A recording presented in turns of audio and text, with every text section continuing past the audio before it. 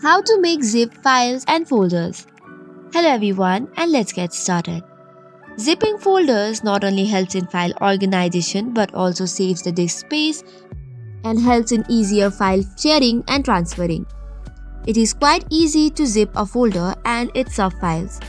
For that, you just have to select the folder that you want to zip, right click on the folder, and then you must see an option which says Compress to zip file.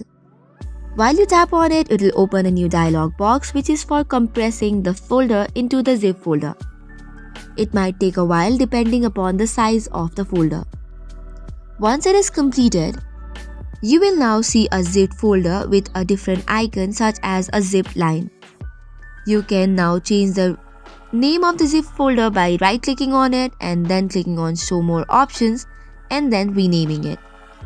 You can double click on the zip file to open it and view its contents. It can also contain the files and subfolders from the original folder.